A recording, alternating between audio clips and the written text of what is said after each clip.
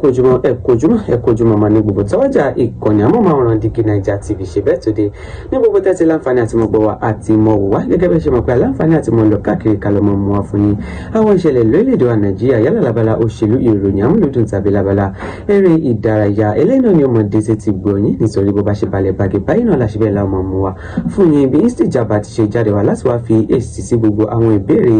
lẹ́gẹ̀ẹ́sẹ̀ látàrí bó ṣe jáde wá nínú fọ́nrán kan tó gba ojú òpó ayélujára TikTok kan ó jẹ́ kó di mímọ̀ nínú fọ́nrán ọ̀hún pé ṣe bí owó èlé báyìí ni gbogbo wa fi ń gbéra lágbolé union tẹ́lẹ̀ lákò ìgbà tí MC Olúọmọ ṣe alága union ní ìpínlẹ̀ Èkó ó ní ọ̀pẹ̀lọpẹ̀ Sego báyìí o bákan náà ó ṣe àlàyé lẹ́kùnrẹ́rẹ́ ó jẹ́ ọkọ̀ ayọ́kẹ́lẹ́ tí MC Olúọmọ ṣe bẹ́ẹ̀ tó ti gbà lọ́wọ́ òun títí débi wípé ó fi ọkàn ṣe ẹ̀bùn ọjọ́ ìbí fún gbajúgbajà kan òṣèré ilẹ̀ wa Aishat Lawal àbẹ́rẹ́ pé ọ̀rọ̀ ṣe bẹ́ẹ̀ ó gbẹ̀nù tán ẹgbẹ́ irú ìbáṣepọ̀ ogan ló ṣe bẹ́ẹ̀ lọ́wọ́ láàrin MC Olúọmọ àti òṣèré ọ̀hún débi pé à ń gba mọ́tò lọ́wọ́ ẹnìkan fi ṣe ẹ̀bùn ọjọ́ ìbí fún ẹnì keje tí ọ̀la èdè náà pẹ̀lú ẹ̀bá mi wá nǹkan fìdílé tàbí kẹfìdílé nǹkan kẹjẹ ká tẹ̀wọ̀ fọ́nrán ọ̀hún ká gbọ́dọ̀ ayọ̀rọ̀ náà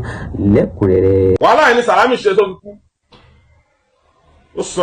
gbèsè ẹ̀mí ẹ̀fẹ́ bọ́ ohun tẹ́yìn ṣe tẹ́ fi bá yá àwọn kan jẹ́ òun ni Sego ṣe ń sì tó di ọ̀rùn the same branch tẹ́ ti gba 6 million lẹ́ẹ̀nìkan tẹ́ gba 20 something million lẹ́ẹ̀nìkan the same branch yẹn ń sìn ní Sego nìkan lọ san 2 million naira kọ́dẹ̀ sọ 200,000 owó kìíní. lánàá kan tá a bá fẹ́ ṣe inauguration gbogbo àwọn olówó èlé ti mọ̀ wá gbogbo àwọn olówó èlé sì náà ti liquidate wọn ọ̀rọ̀ jàtà mọ́ bẹ́ẹ̀ ṣe pé ẹ̀yìn olówó èlé kò lè rán Sego oore ló ṣe o. mo rí kan state council recently ó bà mí níjọ́ púpọ̀ mo dorí kodò mi jábọ́ lójú mi haúsá ni máa ẹ nínú àwọn ọlọ́kadà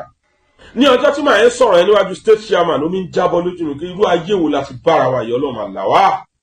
èèyàn kó fún yín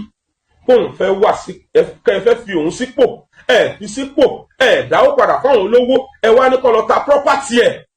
máàlù tí mo sọ yín sìn ó pa state council Alhaji Mustapha Adékúnlé Sego sọ pé kó fọkàn ẹ̀ balẹ̀ kó má ṣe rẹ̀ léṣe o àmọ́ àṣọ àṣọ tó yẹn out àìmọye bẹ́ẹ̀ tí Alhaji Mustapha Adékúnlé Sego sọ títí ẹ̀yìn deputy mi tọ́gbà 10 million lọ́wọ́ ẹ̀ Alhaji Mustapha ló sọ ẹ wo condition ní tọ́gbà 10 million lọ́wọ́ ẹ̀ èèyàn tó ní partial stroke ìgbà 10 million náà lọ́wọ́ ẹ̀fẹ́ fún zone ẹ̀ fún ní unit ẹ̀ dẹ̀ dáwọ́ padà ẹ̀ mọ irú yẹ tó ṣẹlẹ̀ lẹ́kọ̀ọ́ yìí ẹ̀ balẹ̀jẹ̀ bọ̀nà jẹ́ ẹ̀ kó wa sí wàhálà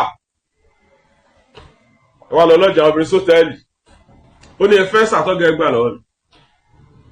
mi ò mọ ibi tó kó àwọn tó kù sí mi màá tó fún bọ̀ mo sì mọ méjì mo màá tó gba méjèèjì yẹn lọ́dún yẹn lọ́rùn national secretary l'Abuja Adoyaro Abadoyaro kọ̀ lóko ni mo kọ́ ní question kan lọ́wọ́ ẹ̀ wà ní kébì gbé lọ tàbá gbé mọ́tò l'Abuja ní Adoyaro bá ní wọ́n fẹ́ mọ́tò tàn gbé wa mo bá ní kẹ́ni tó gbé lọ́ máa gbé bọ̀ wọn kọ́ sọ́ọ̀tì gba mọ́tò lọ́nà ni mo ní láti lọ ra Sienna mi mo gbé lọ fún Adoyaro mo tún lọ ṣe fẹ́ǹsà kan bíi blue color báyìí ká gbé lọ lọ́jọ́ yẹn ẹ mọ̀ pé mi ò sábà ń wo social media mẹ́ bí èlò kan gbèmí jákèjì pé òun ti rí fẹ́ǹsà àwọn post ẹ̀ birthday gift fẹ́ǹsà tá a gbé lọ lánàá wọ́n pe ọgá yẹn báyìí ọmọ ní tíátà yẹn wọ́n pè ní Aisha kìíní kan náà wọ́n pe gẹ́ yẹn òun ló ṣe kìíní láìpẹ́ yìí nìbàdàn tán ló ṣí ṣọ́ọ̀bù aṣọ nìbàdàn gẹ́ ìyẹn ẹ̀ náà gbé fẹ́ǹsà tó ń sọ fún ṣe Aisha Lawal fẹ́ǹsà mi wà lọ́wọ́ ẹ̀ tí wàá pé mi ò mo ti kówé fún nígbà ẹ̀ máa gbà padà èmi ni mo ra fẹ́ǹsà tó ń gbé fún àwọn kọ́ bá níyẹn náà ló ṣe ń gàgà báyìí ló pòsì fẹ́ǹsà mi mo ní tẹ́ẹ̀mà ni màá lọ kó fẹ́ǹsà bí ẹni pé ní lọ ra ẹ̀pà àti gúgúrú wá fóònù tí mo mú dání ọ̀gá mi ó gbà more than 10 lọ́wọ́ mi fóònù olùṣe sí Ìkẹjà mo gbà ní fóònù lọ́yẹ̀ mo fẹ́ lè sàkóòlù tọ́lá ìpè báyìí olùṣe sínú wa ní kókó wá fóòdì mi ì láìkí fóònù nígbà yẹn wọ́n gbà tí mo rà títí tí mo rà fún mi náà bínú kẹ wá ọ ṣe pè fún mi náà ni ó dẹ̀ ní máa ra fóòdì wá ẹ̀mí náà tẹ̀ máa lọ rà mo fi ra fóònù yẹn lọ́dún yẹn lọ tí ì rí nǹkan kan màá bẹ̀rẹ̀ pẹ̀lú yín gidi gan I have the time the only person tó lè stop me ni state chairman màá expose gbogbo aburú tẹ ṣe pé ẹ pè mí lára burú èèyàn màá expose gbogbo aburú yẹn pátá àfi tí n bá mọ̀ tí mi dẹ̀ evidence ẹ̀ lọ́wọ́ mo ti ń package gbogbo evidence gbogbo mọ́tò mi tẹ́ fọ́ ó wà lọ́wọ́ mi gbogbo mọ́tò mi tẹ́ sún ó wà lọ́wọ́ mi ilé epo mi tẹ́ bàjẹ́ ó wà lọ́wọ́ mi ọmọ tẹ́ pa kéèsì ẹ̀ wà nílẹ̀ gbogbo evidence yìí màá bá yín package ẹ̀ pátá. Enough is enough. Tí wọn bá lè bá ẹ sọ̀rọ̀ ipe kó shut up your mouth ìjọba tó ga ẹ ṣe ó rán gẹ̀ pátápátá n tó ní láti ṣe ni kó lọ tọrọ àforíjì lọ́dọ̀ Ọlọ́run. tó bá ní ṣe mo ṣàbúrú sí Olúọmọ rí mi ṣàbúrú sí rí aburú kan ni mo lè ní mo ṣe aburú tí mo dẹ̀ ṣe náà mi lè rí láyé aburú kí ni nígbà tọ́rọ ẹ dójú ẹ̀ tí mo lọ bá bàbá mi Jagaban the president of Nigeria tí mo lọ bá wọn lábùjá pé bàbá ẹ gbà mí Olúọmọ ti fẹ́ bà ayé mi jẹ́ gbogbo mọ́tò mi náà ti fọ́ wọ́n ti bà ilé epo mi jẹ́ bàbá ẹ ṣàánú mi tí mo lọ bá bàbá tí bàbá ní ìsìjà wà fọkàn balẹ̀ màá caution ẹ̀ sìn immediately bàbá ní kí n máa lọ kí n fọkàn mi balẹ̀ kò sí problem máa kò lọ́dọ̀ bàbá àìsí ìdèbí airport tí mo ti máa wọ flight dé Èkó padà wọ́n tún ti pè mí pé màmá ẹ pé kí màmá ẹ má wá ṣọ́ọ̀bù mọ́ látọ̀lá lọ o wọ́n máa pa o ní ìyá mi again kí ló tún dé wọ́n níbi tọ́rọ Olúọmọ dé yìí ọ̀rọ̀ ẹ̀rọ Olúọmọ yìí ṣe sọ fẹ́yàn mọ́ wọ́n ní màá lọ fẹjọ́ Olúọmọ sùn Ọlọ́run bóyá mo lè sọ́pá burú kan ṣe tí mo ṣe fún rí mi ìdẹ́ṣà burú mo lọ fẹjọ́ ẹ̀sọ́ lọ́run nígbà tí mo dé Èkó padà mo sọ fún alájà pé má lọ ṣọ́ọ̀bù mọ́ lọ́fẹ́ pààyàn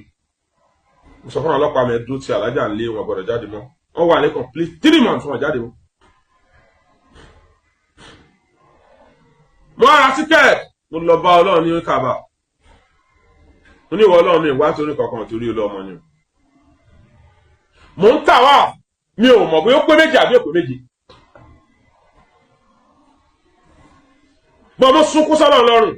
mo ní tó bá jẹ́ Ọlọ́run wọlé wà láàyè tí ó sẹ́lómi tó ń gbaṣẹ́lẹ̀ tí ó sẹ́ni tó ń ṣíwọ́ fún tí ó sẹ́ni tó ń Allah mo sọ fún Ọlọ́run mo ní Olúọmọ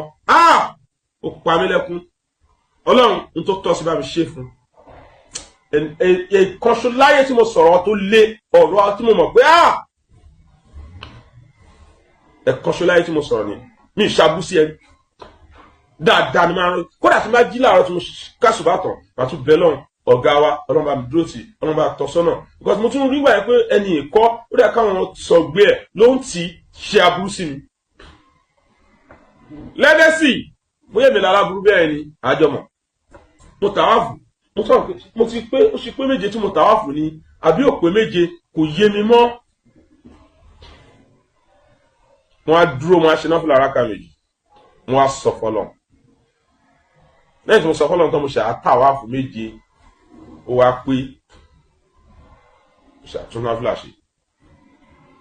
ibẹ̀ ni mo ti fẹ́ jẹ́ ẹ̀sán Ọlọ́run mi ì ṣoògùn mi ì sì gbẹ́rẹ́ rí mi ì ṣoògùn rí mi ì ṣe ọkàn rí bí mo ṣe ṣiṣẹ́ mọ́tò láyé mi tán máa ní ọ̀yàn bọ́ọ̀gùn mi ìbọ̀gùn rí Ọlọ́run nìkan ni mo ní Ọlọ́run yẹn tó fún mi púpọ̀ ẹni tó ní kò ní exist mọ́ ní union láyé tálùkì àmọ́ máa fi dé presently I'm the one of the state expo pẹ̀lú ìrànlọ́wọ́ Ọlọ́run àtàwọn aládùúrótì ọmọ etí ọgbà lọ mi kí ló jẹ sẹ́rà ṣàmà mo fi jọ́ tí máa pàdé Ọlọ́run búra fún ẹ Alhaji Mustapha Adékúnlé Sókò gba wọn ní àlọ́ mi kó tó fi mí sí state expo kò gba wọn kọ́bọ̀ lọ́wọ́ mi kó tó fi mí sí state expo àwọn kan tún ṣe àwọn kan bàjẹ́ ìjọba àná tí Musiliu ṣe kò yẹ kó yẹ máa fàlájì sínú orúkọ ẹ̀ kò deserve Alhaji má gbàgbé Zuzu o lọ dá owó àríbidé sí padà fún àwọn ìyàwó ẹ o bọ ẹ̀tọ́ wọn ni tó bá lọ fún Ọlọ́run àbí ẹ wọ Zuzu yẹn nítorí ẹ gba owó lọ́wọ́ yẹn fún nípò ẹ dá owó ẹ padà fún Ànábì sàrà ní tó kú wá kọ́kú níta gbọ́dọ̀ kọ́kọ́ ṣe ní kábìrì pé ṣókù yìí ta ló jẹ lówó tàbí ta ló jẹ òkú lówó Zuzu ó jẹ àríbidé sí lówó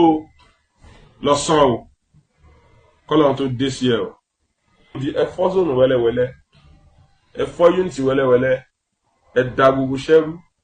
ẹ ṣe bó ṣe wùn. I invest my money in transport sectors. I invest my money in oil and gas. I invest my money in education. I invest my money in the farms.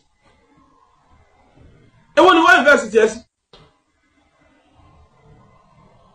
Àti ilé mẹ́tọ́ ń ṣiṣẹ́ ní wá sìn. Ó dọjọ́ alẹ́ nígbà tá a bá rìtáyà gbogbo farafosò tẹ́ ń ṣe yẹn ó da alẹ́ fún yín ẹ tó mọ̀.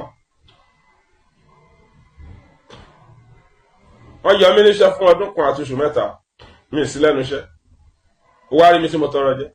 ìyẹn ní kí n má rí ọmọ mi sọ ní Canada ìyẹn ní kí n má rí ọmọ mi sọ ní Germany. You're a stupid man. nígbà tó ń yọ mí níṣẹ́ ẹ̀gbọ́n mo tún ráyè mójútó ṣẹ́ mi dáadáa àwọn tó bá súnmọ́ mi yẹ kán study. nígbà tó ń yọ mí níṣẹ́ ni mo kọ́ secondary school nígbà tó ń yọ mí níṣẹ́ ni mo kọ́ Central Mosque nígbà tó ń yọ mí níṣẹ́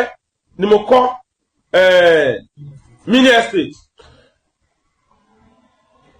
nígbà tó ń yọ mí níṣẹ́ ni mo kọ́ because mo á ráyè láti mójútó àwọn nǹkan mi gbà yẹn òpònú tó sọ pé union ló kó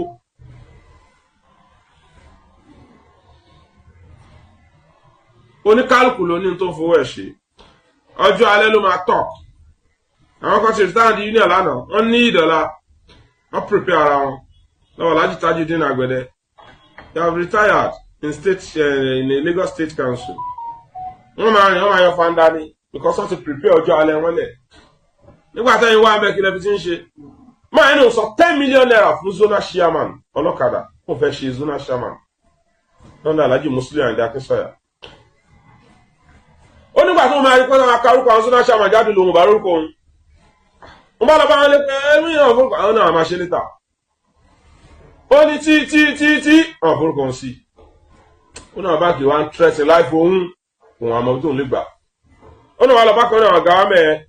àwọn ẹ̀tún mún un lọ bòyún tí lọ yá 3 million lọ kó fáwọn tó ń jẹ ní 10 million pé kọ́tẹ̀ lè relieve òun díẹ̀ gbèsè wá di méjì wọn wọ́n tẹ́bádà ní mánà mélòó lára ẹ̀ ojú jáde báyìí lọ wọ́n àtẹ̀jẹ̀ rú èmi tí mo tóbi díẹ̀ bóyá wàá jó mi kù. tó ẹ káàbọ̀ padà àlàyé ọ̀rọ̀ náà lè ṣe bẹ́ẹ̀ lẹ́tì gbọ́ lẹ́kùnrẹ́rẹ́ tó jẹ́ kó dé mímọ̀ wípé ọ̀pọ̀lọpọ̀ àwọn oníwé èlé ni wọ́n ṣe bẹ́ẹ̀ ni wọ́n fi ń gbéra tẹ́lẹ̀ lákò nígbà tí MC Olúọmọ ṣe alága jùlọ ní ìpínlẹ̀ Èkó ó ní ọ̀pọ̀lọpọ̀ síbò tí Ọlọ́run fi ṣe gàrí tíra fún wọn báyìí ó bákan náà ó jẹ́ kó dé mímọ̀ wípé ọ̀pọ̀lọpọ̀ ọkọ̀ ayọ́kẹ́lẹ́ ni wọ́n ṣe bẹ́ẹ̀ ni MC Olúọmọ ti gbà lọ́wọ́ òun títí débi pé wọ́n fi ọ̀kan ṣe ẹ̀bọ̀njọ́ ìbí fún gbajúgbajà òṣèré ilẹ̀ wa ní Aishat Lawal ọ̀rọ̀ ń ṣe bẹ́ẹ̀ ó yani lẹ́nu ó ṣe ní kàyéfì bí wọ́n ti ṣe ń jáde wá pé lágbájá gba nǹkan báyìí lọ́wọ́ MC Olúọmọ sáàmẹ́lú rí òun bá ìgbà lọ́wọ́ MC Olúọmọ ṣùgbọ́n àwọn tí wọ́n jọ jẹ́ ọ̀kan náà lágbolé yìí náà ni wọ́n ní àwọn ò rí àǹfààní kankan báyìí jẹ́ látara MC Olúọmọ ẹ̀gbọ́n báwo lọ́rọ̀ náà ṣe lè ti ìhàwó ló kọ sí ní báwo lè ṣe rí sí gan-an ẹ má mọ̀ bóyá sí bá fi èrò tí náà sọ̀rọ̀ sí abala àríwísí ìyẹn comment section bákan náà kẹ́ bá láìkẹ́ sí bá ṣe kẹ́ ẹ fi sọwọ́ sáwọn olólùfẹ́ yín jákèjádò Nàìjíríà ìkànnì Dígí Naija TV àwa ní tiyín ní tòótọ́ àtúmọ̀ báyìí pàdé nígbà mi lọ́jọ́ mi lórí ìkànnì kan náà àǹdágbére báyìí fún yín pé ó dàbọ̀.